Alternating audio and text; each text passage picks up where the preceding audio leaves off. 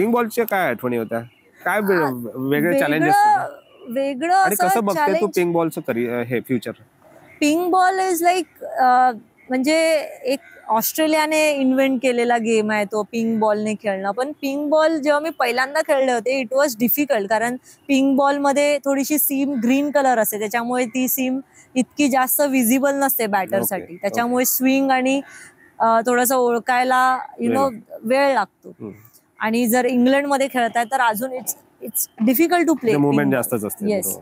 पण त्याच्यानंतर आम्ही ऑस्ट्रेलियाला खेळलो. It was different, like weather different होतं, इंग्लंड सारखं नव्हतं. इंग्लंडमध्ये कसं ग्लुमी वेदर असतं थोडं, त्याच्यामुळे स्विंग जास्त होतो, थोडं डार्क असतं, त्याच्यामुळे बॉलची सीम बघायला पण थोडा प्रॉब्लेम झालेला. पण ऑस्ट्रेलियामध्ये चांगलं ॲटमॉस्फिअर होतं, एकदम ब्राईट सनी होतं आणि त्याच्यामुळे खूप मजा आलेली. पण फ्युचर कसं बघते की पिंक बॉल टेस्ट प्रत्येक टूर मध्ये एक पिंक बॉल टेस्ट व्हायला पाहिजे?